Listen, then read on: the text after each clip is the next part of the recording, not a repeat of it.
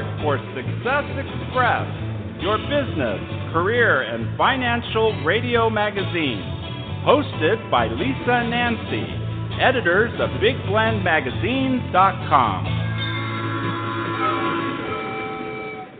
Get on that train, everybody. Welcome. Today's show, we are welcoming Katharine Manning to discuss her book. It's called The-Empathetic-Workplace, 5 Steps to a Compassionate, Calm, and Confident Response to Trauma on the Job. It's out now. You can go to her website, Katharine-Manning.com. That's Katharine, Katharine, Katharine-Manning.com. It is out through HarperCollins Leadership Books, and this is really a in-depth resource that definitely managers, anybody in HR is going to want it. And then also just, if you're in the workplace and you're dealing with sexual harassment or any kind of violence, she does talk about that too, a lot in her book. And I know a lot of us go to work and may be dealing with domestic violence at home, and sometimes that sneaks into the workplace. Of course, there's been shootings in the workplace. There's look what's going on in the news right now, and also look at security and what COVID-19 has done over this one past year. I mean, think about it. It's a full year of this. So there's a lot that affects people at work, and whether you're management or an employee. So this is a book for everybody, I believe. So welcome, Katharine. How are you? I'm great. It's such a pleasure to be here. Thank you for having me. Oh, we're glad to have you. I know, Nancy, we've talked about this kind of thing on shows forever, right? Trauma in the workplace and how it affects everyone. And, I think, Katharine, it couldn't come out in a better time. I just wish it was sooner, honestly. And I know that you've been, you've got a background that's pretty big in this in regards to you were a senior attorney and also advised the Justice Department, right, on different cases that involve victims, including like the Pulse Club shooting. That's right. Yeah, I've actually worked with crime victims for more than 25 years, starting when I was in college and started volunteering at the local domestic violence hotline. And then ultimately went to the Justice Department in 2004, and I was there for about 15 years. And while I was there, I was the senior attorney advisor on victim rights, which meant I did a lot of training and policy and advised on how to work with victims in particular cases. So that could be anything from a terrorism case like the Pulse nightclub or the Boston Marathon bombing to a giant fraud case like Madoff or Enron, to a child exploitation case like the Larry Nassar one against he was the U.S. Women's Olympic gymnastics team doctor. So one of the things that I began to realize through all this work with different kinds of victims is that when we are in crisis, when we're sort of experiencing trauma, we all need the same things. So the same kind of skills I would use to help a domestic violence victim were the ones I would use to help an identity theft victim. And in fact, were the same skills I would use if one of my coworkers was, stalking around my office because he was so mad about the way he'd been spoken to in a meeting, or, another coworker was afraid of her ex-boyfriend, who kept kind of hanging around outside the office. It was the same kinds of skills. And so that's what really led me to think about putting together a book where we could talk about, both why is it that we need these things, and then what are the 5 things that we should do to support somebody in the workplace who's experiencing a trauma. I think it's really crucial because so many things are affecting people. Whether suddenly you're evacuating your business from a fire or a hurricane, happens. In, this past year has been really a rough one just for everybody across the country and around the world. And I think you're right. It's that dealing with trauma it's almost because trauma at the end of the day, isn't it really that we have lack of control? Absolutely. Yeah, definitely. I mean, I like to say that trauma is any psychological injury that affects your performance. So that can be your performance at work or at home, and obviously different people respond to the same event differently. And some people might, just treat it as a little hiccup and then keep going, and then other people might be, completely flattened for weeks or even months by the same experience. So it has to be tailored to the individual and what it is that they need in that moment. But yeah, a lot of it is related to the loss of control. I think that's a really good point, and that's part of why, one of the steps is share information. And the reason that step is there is because I recognized that one of the hardest things for somebody going through a trauma or being victimized is the loss of control. You're just driving home and suddenly you get hit by a drunk driver, or, you're doing really successfully in your business and then suddenly the coronavirus comes and shuts it down, right? These things that come out of nowhere and completely upend our lives. That's one of the hardest things about going through a traumatic experience. And also, I think, isn't also preparation, to be aware that things can happen. And I think it's always that big wake-up call we have. I remember Nancy and I got robbed at gunpoint in New Orleans, and we were with our my grandparents, and that next day, Nancy, everybody else had their moment, and then I drove us back home, and then I remember there was my grandfather found a balloon outside that was with little legs. It was like this little helium balloon thing, and thought it would cheer us all up. He brought it in, and I freaked my grandmother and went flying on the bed to protect her. I totally lost it afterwards, but it was way after. Things have to happen, and then I freak out later. And it was just that thing, and then suddenly having to go to work and realizing, because a guy went and had the gun against my head as I was getting in the car. And so it was a crazy thing. But when to go to work, I realized every time I stopped at a stoplight, I felt like someone could jump in the car. And that I just realized I was completely vulnerable and helpless in that situation. And it was actually some coworkers.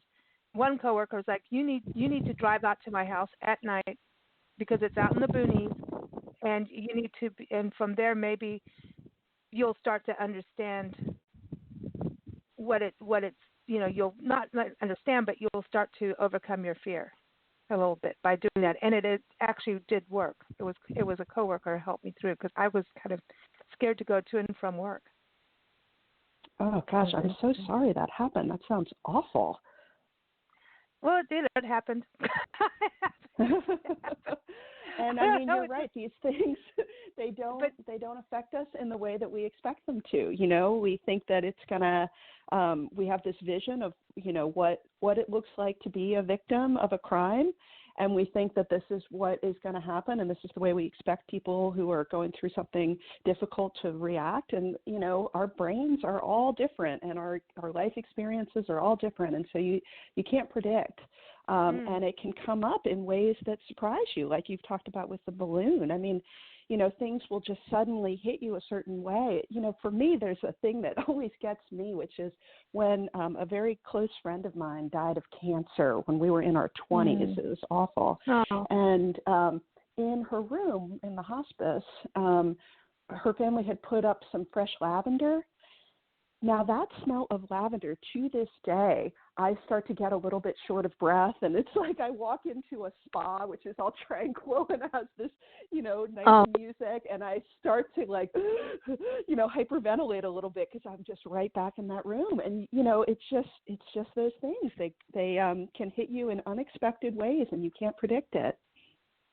It is, but it's at the same time you got to have someone that helps you. Like I had my friend at work, but if my boss wasn't understanding, that's my thing. It's these things hit, but you talk about that workplace that you shouldn't, if I went to work and my boss was like, "Get over it. You need to just snap out of it."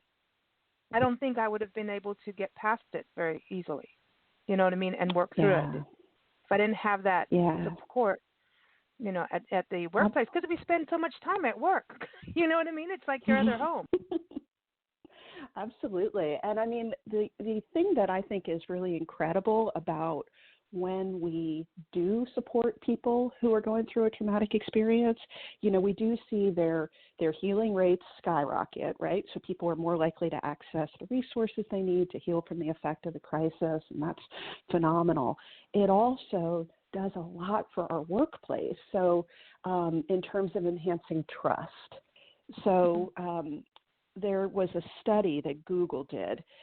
Google studies everything under the sun, right? And one of the things they studied was what makes for a productive team, like what teams are the most productive. And they tried looking at all these different types of team, like where there was a really strong leader or no strong leaders or a couple strong leaders, or teams where everybody had the same background, or everybody had a different kind of background, or where it was all women, all men, all these different configurations, and they couldn't figure out, there was no through line to explain why some teams were more productive than others. And then finally, they realized the key was psychological safety. And what that means is I feel safe in this group to make a mistake, to say I don't know what's going on, or to say I'm having a difficulty right now, I'm having a personal challenge. And in particular, that last one is the one that really tightly bonds everybody and makes them all want to try really hard for each other, especially when you have a leader, a team leader, who has both the self-knowledge to understand, this is a challenge I'm going through, and the self-confidence to be able to express it to their team. And so they talked about one team where the leader opened up, sort of soon after he took over the team, he opened up about the fact that he had recently been diagnosed with cancer. And that team just cemented so quickly. I have another friend who is a lawyer at a Fortune 100 company. She's the head of internal investigations. So this is a very kind of corporate job, right? And she, on her first day of her new job, she got the whole team together and she said, listen, I know that we are all lawyers and investigators and administrative personnel, but I also know that we are parents and children and siblings and friends and spouses, and we have a lot of other identities that shape who we are. And all of those things shape us not only at home, but at work as well. And so I will invite each of you over this series of staff meetings to take 30 minutes to tell us whatever it is that you would like for us to know about you. And I'm going to go first. And so she led by example her first day, with her new team. She says, she starts and tells this whole story about her experience being raised by immigrants, about the loss of her brother when she was still a child. And then as they kind of worked their way around the table, other people opened up about formative experiences in their lives.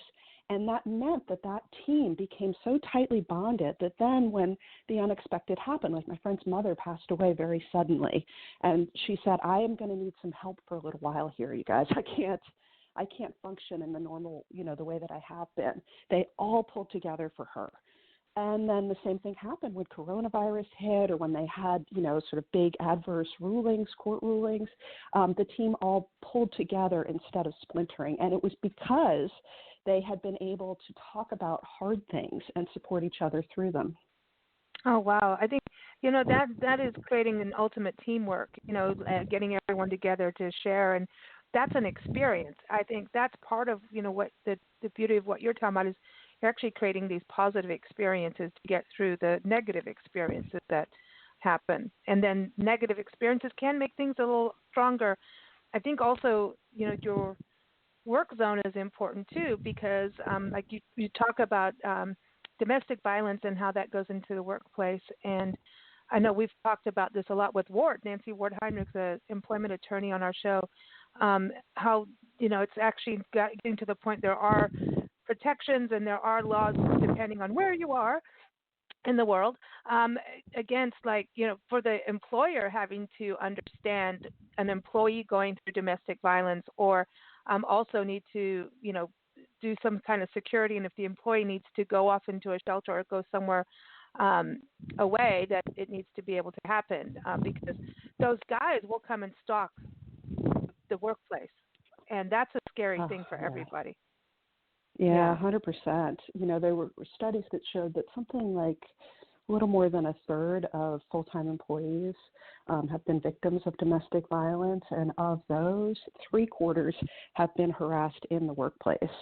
because even if the victim manages to leave, that abuser always knows where to find him or her, right? That, I'm going to show up at the store, I'm going to show up at your place of work because I know you have to be there. And frighteningly, there is a very strong link between domestic violence and mass shootings. So 9 of the 10 deadliest mass shootings in the United States have been linked to domestic violence. So as you say, Whoa. I mean, this is not something that, affects only the particular employee and the abuser. This affects everybody in your workplace. So it's really important to educate yourself about domestic violence, educate your team about domestic violence. And I think it's really, really a good idea for every workplace to have a domestic violence policy that covers things like, are you allowed to take a leave of absence or telework to, move away from an abusive situation? And is there a requirement that when you have a restraining order, either against you or in favor of you, that needs to be reported to the security team so that they can be aware and, and know what is going on so that they can be prepared. Catherine, those, having that kind of structure and setup for if something goes wrong is important. Having, when you're saying that if someone has a restraining order, that the security people know in their workplace, those kind of things. But I also want to touch on the importance of, really being prepared. Are there ways that, I don't know if it's illegal, where there's mental health becomes something that is part of maybe the hiring of someone? I don't know. It's like you can say, hey, do you suffer from a mental health issue? Check here. I don't think that's going to be a legal thing. But are there ways to do some background checks? My uncle Nancy's brother got murdered at work. In fact, it was the largest industrial shooting in the country at the time when it happened. It was in 98, 99 when it happened in Florida. And he fired one of his employees. The employee went home, got his gun, came back, and shot my uncle and the other coworker in the back, just sprayed him with bullets. Then he got on, he left, fled, and got his child, who was with the mom, and apparently she had like a restraining order on him or something, and he stole his child and got on a bus or a train, and they managed to get the child back, but then he went to Mexico, and actually America's Most Wanted helped get him back over to the States. Yeah, tips from America's Most Wanted helped get him apprehended at the border. So yeah. So it was kind of that thing. And we always wondered, like, if he had done something as the employer of, checking out this guy. Yeah, background check should have happened. Would he have been able to prevent that, do you think? And just for other employers to know that, what they could do. Yeah. Oh, my gosh, what a horrifying situation. I'm so sorry about that. That's awful. Yeah, that was traumatic. That was really traumatic. Yeah, and I know that a lot of employers do background checks and ask questions that are sort of psychological testing, and I think that that's helpful to do, as you point out, kind of to the extent that the law allows. I think, though, we all have to recognize, too, that we can't prevent everything. There's nothing we can do to avoid all the negative things from happening. Who would have predicted the coronavirus? I mean, I guess there were scientists who knew that it was going to happen, but, I think most of us were completely blindsided by that and the impact it's had in our world.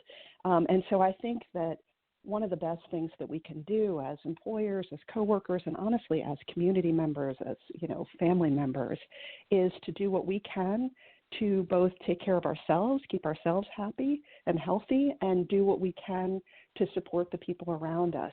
And that means being willing to ask the hard questions. I mean, one of the things we were talking earlier about domestic violence, people are often a little bit afraid to ask the question. And I think it's really important that we show that we are willing to hear the hard thing. So if somebody says to you, a coworker says, oh, things just got a little crazy with my husband over the weekend. Ask the follow-up question. Well, what do you mean by a little bit crazy? And be willing to say, has he ever hit you? Has he ever, thrown something at you? Has he ever pulled a weapon on you?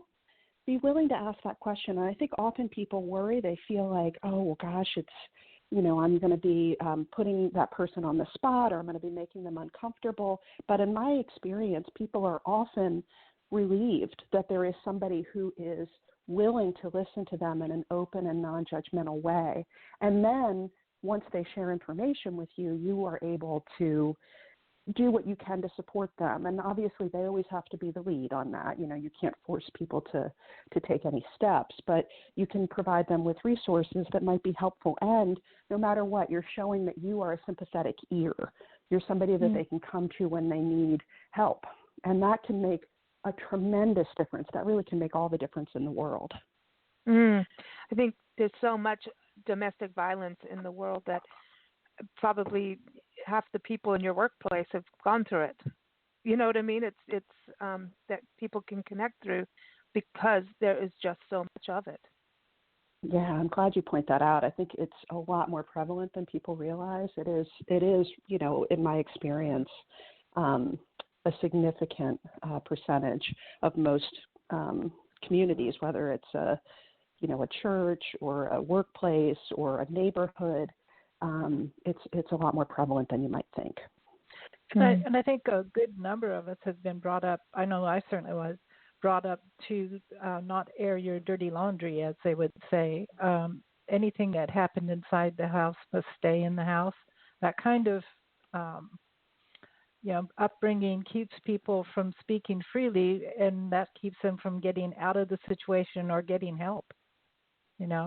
That kind of being brought up to keep everything secret within the house is a really negative way to be brought up, I think. And I hope parents of today aren't still doing that.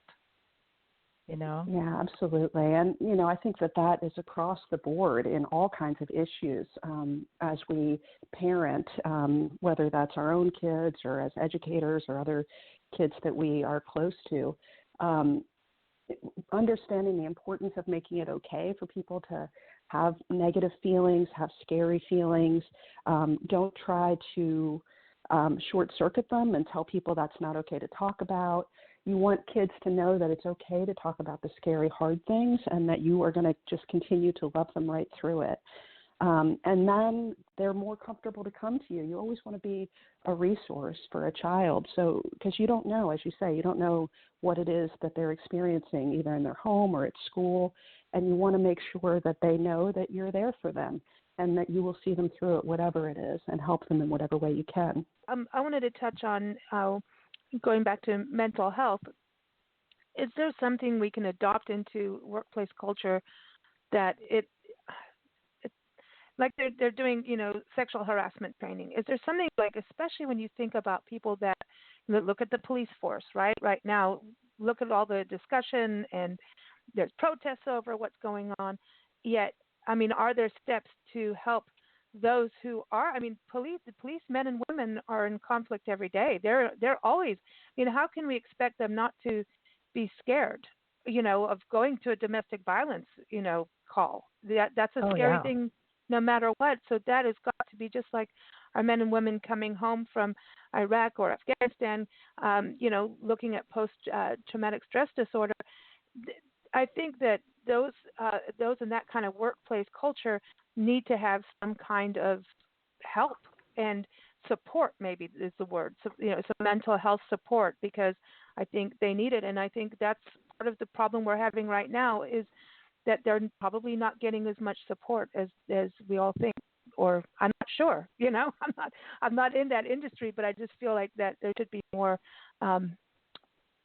mental health support in these kinds of careers. Yeah, 100%. I completely agree.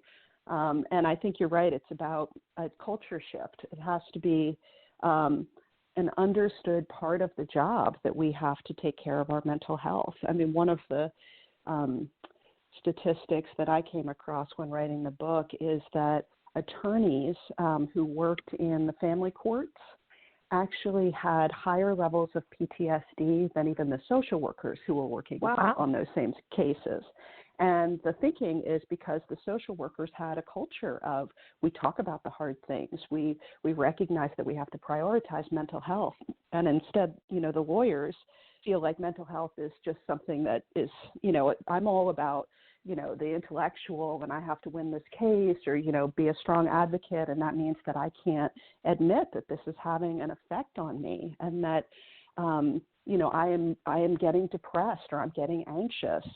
And because they're not dealing with it, it just builds on itself over the years. And so it's really important, as you say, that we have to make it a culture shift that we prioritize mental health, both in how we support each other and how we take care of ourselves. Because the fact is that when you are working with somebody in trauma, that trauma is contagious. It's not just something that, you can work with somebody who's going through a traumatic experience and you're not going to catch any of that.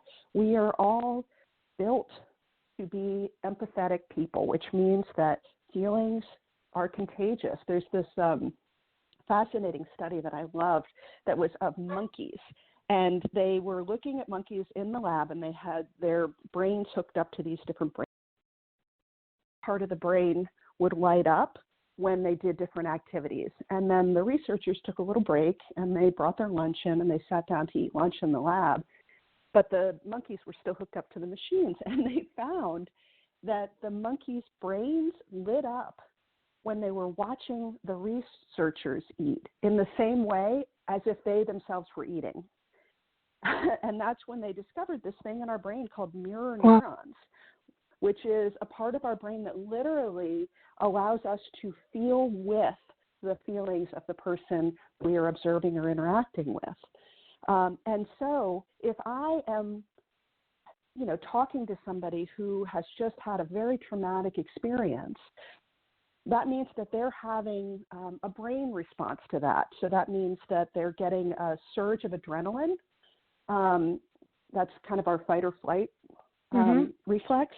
So they get a surge of adrenaline, and then parts of the brain that are less useful to protecting ourselves, like most importantly, our rational decision-making part of the brain, get muted because we don't need to, analyze a spreadsheet. We've got to, fight somebody off or run. And so that's happening in their brain. But then because of our mirror neurons, it starts to happen in our brain too. And suddenly we'll be talking with somebody in trauma, and we start to feel a little fidgety and like, God, I just want to get out of this conversation. This is making me really uncomfortable. Or we say really dumb things, and later we're like, why did I say that? Because, our brains are not at full capacity in that moment. I know that. Apparently I do that quite a bit. It's part of my way of going through it. It's just when anybody knows me and in the car and I have to drive over a big bridge, they're going to hear things they don't ever want to hear. That's how that works. But yeah, I think that is interesting, because understanding the brain, and to me, I think brain stuff is fascinating. But I think the term mental health has been it's been put down for so long, as a weakness. You're weak if you need mental health care, whereas actually we should be looking at our mental health like going to the gym, that kind of thing. Absolutely. Yeah, definitely. And I think we're kind of getting to the point in our culture where we can't really ignore it anymore. I mean, anxiety rates have quadrupled in the last year. Depression is skyrocketing. I mean, everybody is feeling this, the effects of all that we went through in 2020. I feel like trauma was like the buzzword of 2020, right? Everything from, the pandemic to the racial reckoning to environmental disaster to economic, political upheaval. I mean, across the board, there's so much that we've been dealing with. And I think it's kind of gotten to the point where we can't ignore this any longer. We have to prioritize this. And I think that's wonderful. I mean, goodness gracious, let's welcome the age of empathy, right? Yeah. Well, yeah. Look at maybe. Go ahead, Nancy. I was just going to say, I don't think in the workplace that people get enough vacation time. I don't think working all year and getting maybe 2 to 3 weeks off once a year is good enough. Yeah, and you used to have Saturday and Sunday off, and now most people are working Saturdays, so you get Sunday off, and that's it. I don't think it's enough off time, quite frankly. Yeah, and that's just been exacerbated by the telework. You would think, oh, well, we're not commuting anymore, so, we get a little bit of extra time in the morning, but no, instead you're expected to just sign on an hour earlier, Exactly. And that's it. And you have to be, fully clothed and, proper. And yet at the same time, it's like maybe you are up until midnight. You know what I mean? It's at that point of, everybody, I just got an email from, one of our experts coming on a show. He's like, I'm like, how are you doing? I'm zoomed out. I'm like, we're all zoomed out. It's like that, but and the phone, how we are living off of text messages that, it's like now, people don't have normal phones anymore, that the rotary phone is like a thing of the past. It should be in a museum. And then people are sleeping with their cell phones, and including myself. It's become my alarm clock. Because we travel everywhere, and I never know how to do a hotel alarm clock. But now hotels now have it where you can plug your phone into the alarm clock. So it's like we live with our phone. So if you don't start, you're going to get dinged at midnight. And I deal with people all over the world, and I get dinged at midnight. And what do? I check. You know what I mean? And so we're getting these dings consistently without a ding break. So it's like it used to be like when you work on a project to close your email down. I don't know, man. We need to all have our own private island with a tiki bar, and a chef. I'm just saying. Sounds about right. It's something. Prioritizing mental health has been something that I've had to do, over these years of working with victims, because it is really hard to turn that off. Those stories stay with you. And, the added stress of this time, I think, is making it worse for all of us. But a few things that I have kind of decided are the things that I have to do to help with my mental health. And I'm not saying I do them all perfectly, but they're my kind of touchstones. Are one, you have to talk about the hard stuff. If something is bothering you, you got to get it out. And that can be, I write in a journal, almost every morning. I write down, just kind of empty my brain out. Or it can be talking to a friend. Therapy, obviously, is very, very helpful for a lot of people. So just find some way to kind of exercise those demons, because you got to get them out. The second thing is making self-care a routine. So it's like brushing your teeth. You're going to do whatever it is for you. For me, after I shower every day, I do a little bit of yoga and a little bit of meditation, like 10 minutes together. 5 minutes of each, little bit. But that 10 minutes kind of gets me started off on the day in a way that allows me to kind of keep my equilibrium through the day. So it could be, for other people, it could be art, like they play the piano or they draw or paint or something like that. It could be prayer. It could be exercise. Whatever it is for you, you got to make it a routine. And that's, I think, really, really important to make it's like a promise that you've made to yourself. Because what happens is when you start to get a little bit under more stress, that's usually the first thing to go, right? And so that's when I got to double down on this now. And so that was kind of my point 3, is know your warning signs. So when you start to drop your self-care routine, for me, another warning sign is when things that normally are really fun for me start to seem like a burden. Like I really love, in pre-COVID times, I love throwing dinner parties. I like cooking for people. I love having my friends over in the house. And so I know if suddenly I'm like, oh, people are coming over this weekend, that's a sign that I am stretched too thin, and I need to go back and kind of double down on the self-care. For other people, it could be an addiction, right? If you have some addiction, whether it's around food or alcohol or, whatever it is, that's another thing that will start to kind of tap you on the shoulder at that time. So just know whatever it is for you, that's the sign that you are stretched too thin, and then you got to go back and hit that self-care a little bit harder. Yeah, I think the stretch too thin is a big deal. Remember that movie with Michael Douglas? Was it Michael Douglas when he just lost it with the baseball bat up in the hills of California in Los Angeles? Remember, he just lost it. Like he would, and you see it. We've seen it in the workplace where you just remember Richard Talbot, Nancy, with the golf club, just went berserk on a tree with a golf club.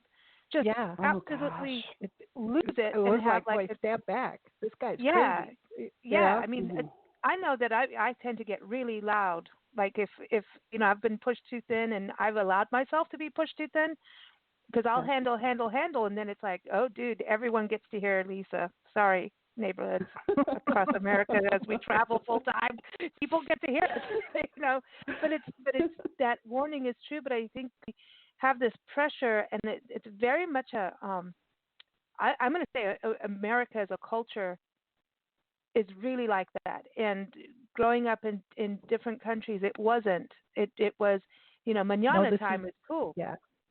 Yeah. But this is definitely different. I mean, we spent some time, about 6 months, living in Mexico. We spent 6 or 7 years living in Kenya, a couple years in England, 8 or 9 years in South Africa. And when you come back to the States, it's like, man, this is crazy here compared. Yeah. It's crazy.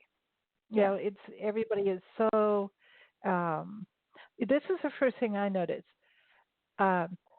If somebody bumps into you, they don't say, excuse me. They just walk down the street, kind of turn around and look to see if you notice they bumped into you. In other countries, if somebody bumps into you, they're either picking your pocket or they say they're sorry. Or they connect. Yeah. Yeah. Now if you bump into someone, it's normal because everyone's reading their phone while they walk, and then they bump into everything. And they bump into their own cars. We've watched that happen. It's kind of funny.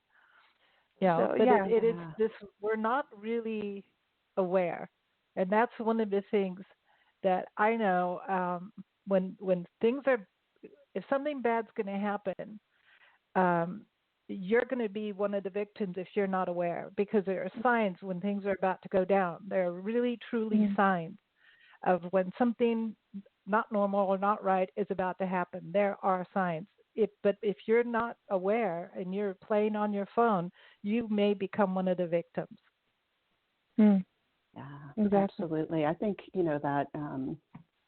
that kind of being aware is such a really good point on so many levels. I think, you're right in terms of your safety and kind of situational awareness, what's happening right here, and noticing that there's been a little change in the energy in the room, that kind of thing.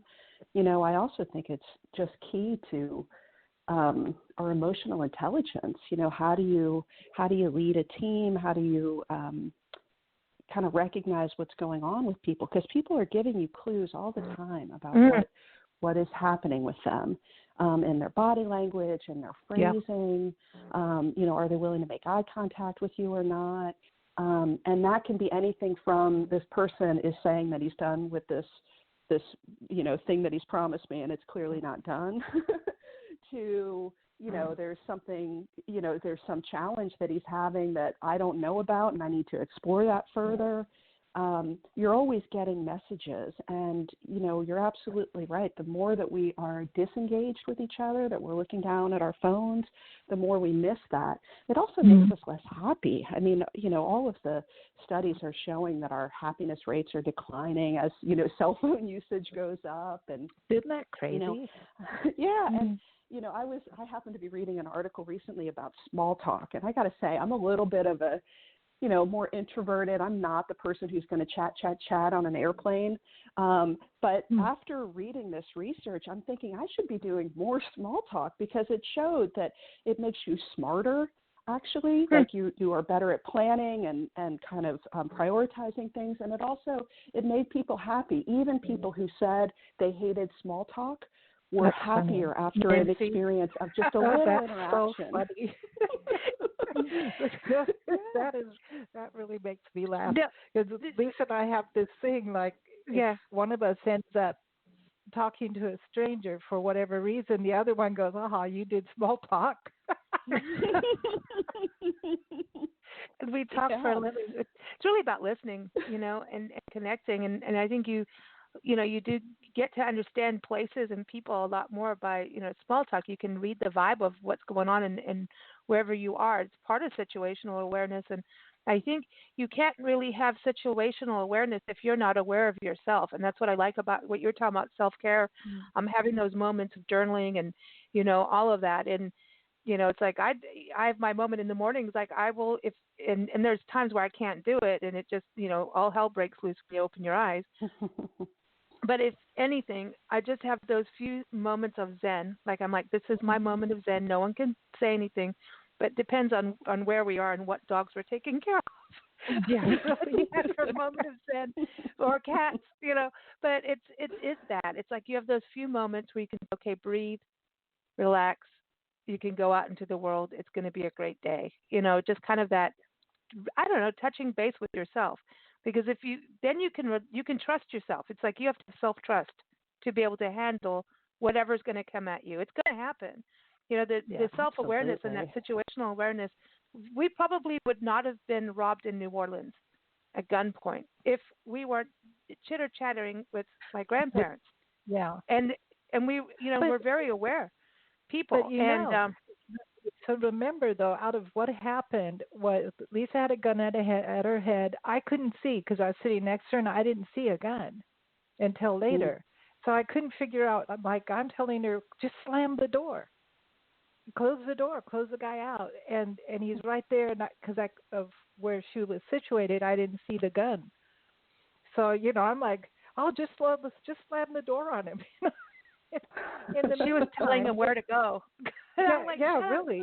And in the back seat, my mom's husband was totally out of it. I don't think he even knew what was happening. But my mom was slipping her wallet out of her purse and putting it down her pants. So I'm like, what kind of a reaction is that? Hey, no, but it's the only way we had gas money to get home. Like exactly. That saved our butts was what Quick she did. thinking. I was like, no way, go grandma, Yeah. Little old lady from Pasadena did good. Yeah. But yeah, no, it. But it is that awareness and knowing yourself, and seeing what others are doing. And the thing is, you're so right. Trauma is everywhere. COVID has really created that. We've got a lot going on in our world, racial injustice and discrimination, which that is, I think, a constant trauma, just like domestic violence or emotional abuse. I think the harassment that folks are going through. Going to work every day, it's got to be like, I'm not going to get the raise because I'm Black or I'm Asian or I'm Mexican. And, it's like they get, profiled more than anybody else if anything goes wrong. I mean, it's like they always say, like, after 9/11, if you're going through an airport and you're Mexican, they're going to think you're an Arab, all of that kind of stuff. And that has got to have this constant, it's got to be like a constant thing that's terrorizing you on a daily basis. It's got to be horrible. Yeah, absolutely. I mean, I think that experience last spring of seeing on, repeat this video of a man being murdered by the police over and over again as he, called out for his mother. I mean, that was traumatizing. And then, you're right, it's the everyday experience. I was reading this morning an account of a Black man who was a college professor who got stopped by police on his way to class. And he fit some description that they had, a very vague description, and he got detained. And he did everything right to try to de-escalate the situation, and fortunately he was able to leave and go back to class, but he was shaking, he was crying. I mean, he had to kind of knit himself back together before he went to class, and I mean, that's just, he's just walking to work. And so, it absolutely affects the people who are experiencing bias. It also affects the whole workplace, because people who are experiencing bias are less likely to share their ideas. We're not getting the full benefit of everybody's, ideas and input, because they feel like, well, that nobody's going to listen to this, so why would I even bother sharing my ideas? So we lose productivity because of that, and we lose good people. People who are being discriminated against are much more likely to quit, and that's a huge cost in turnover. So I think often workplaces kind of protect the abusers because they think, this person is, a really high performer or something like that. But what they're overlooking is all of the costs that they're incurring because of the people who are leaving work, who are not fully productive, who have higher absenteeism, because of the discrimination by this one bad actor. And at the same time, we also got to think about what's going on in our education system from schools, I mean, elementary, all the way up to what's going on in colleges. And, trauma is a big deal in college. There's rape cases that go under the table so that the college can continue making money. There's a lot of that. This whole conversation about student loans and all of that, this whole thing has created something negative for the actual student in a way. It's like they need to have something positive too. And then you go to college and there's a culture there that is traumatic and especially for women. So when they created these safe zones, there was people all against them, but I kind of feel like you've got to have some place where you can breathe. If you don't breathe, you're going to be in that consistent state of flight and fight. But if you don't breathe and recharge, just like we're saying, we have a problem. So like when you're saying at the beginning of our conversation, the workplace needs to be like a safe zone, emotionally and as much as you can from anything physically happening. And it's the same thing, I think, for colleges. I with your book, I'd like to see everybody involved in college and schools read this, because I think it's really, really important that kids also have that, because you don't know what they're going through at home. You don't know. And so I believe that your philosophy of empathy should go into education and for what the teachers are going through right now, too. My gosh. So. Yeah, absolutely. I mean, this year has been, I think, the hardest year in a very long time for educators and for students because of the distance learning, which has, been really, really challenging. It puts a lot of burden on the educators to try to figure out how to navigate that world. And then also we're seeing, kids who are really struggling with that. I mean, in my local area in Washington, D.C., they did a study and found the rate of failing, kids who received failing grades went up 6 times this year with the distance learning. And certainly on college campuses as well. I mean, I teach, I'm an adjunct professor at American University, and I've seen the struggles that students are having with the distance learning, as well as, you mentioned before about campus sexual assault has been an issue for many years that has been very, very challenging for schools to navigate. And that is one of the things that I try to talk about a little bit in the book, is understanding that you can support people in trauma without making a predetermination one way or the other about what happened in the case. Understand that everybody who's involved in a Title IX case is going through trauma, right? I mean, whether the person accused or the person doing the accusing, everybody is having a traumatic experience. And so it's essential that everybody working in that system is viewing it through that lens and trying to think of, how do I support this person, understanding that he or she is going through a traumatic event right now. Maybe people, when it comes to schooling, maybe people should be asking the school systems for a little flexibility and maybe not to do grading this year. Maybe let it go until things are normal again and let the kids pick up where they left off.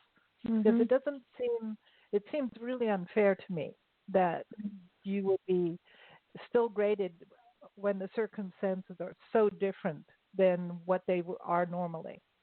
I don't see how the kids have a chance to do their best work at all.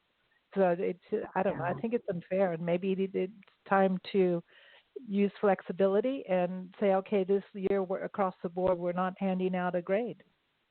That's certainly not failing anybody, because it's wrong to do that, I think. That's just my personal opinion. Yeah, all I can hope is that the colleges are going to recognize that this was a unique year.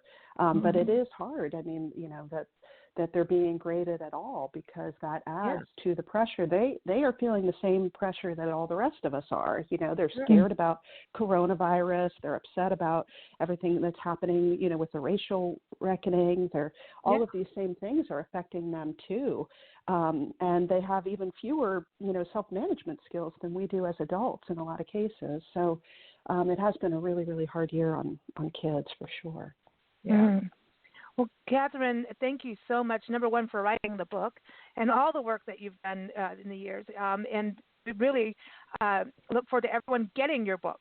So thank you for joining us so people know about it. So everyone, again, it's called The Empathetic Workplace, 5 Steps to a Compassionate, Calm, and Confident Response to Trauma on the Job. Again, it's out now through HarperCollins Leadership. You can get it on Amazon, all those places. Also keep up with Katharine at Katharine-Manning.com. That's Katharine with a K, Atharine. See, I can spell. So Katharine-Manning.com.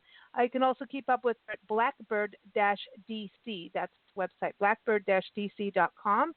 There's some great resources there, too. And we always like to play music for our guests, and today's song is called Falling to Pieces. It's from our friend Nicki Kris. You can go to NICKIKRIS. I'm doing a lot of spelling today. NickiKris.com. This song was a response to the event at Pulse in Orlando. And as she said, it's a message of mourning for the victims and their families, but also serves as a warning to the shooter that this vicious act won't break us down, tear us down, or make us fall to pieces. We've played this song a number of times on the show, and it's just a perfect song to play today. So here it is, Falling to Pieces by Nicki. Thank you so much, Katharine. Oh, thank you, Lisa and Nancy. This has been really, really fun. It's been a pleasure. I mean, if we're going to talk about stress and trauma, it's been a pleasurable conversation. But these things have to be talked about. All right, here it is. I'm happy to be doing it with you. Thank you. Lost in my head, keep thinking about what you've done. It's really hard to smile.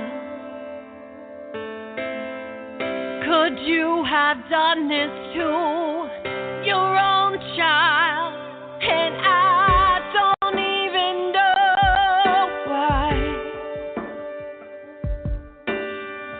I have no words to describe how this makes me feel. But I want you to know that I've got the will of steel. I'm not falling to pieces, though I'm battered and bruised. I'm not falling to pieces or broken used. I'm not falling to pieces, not dazed or confused. I'm not falling to pieces over you.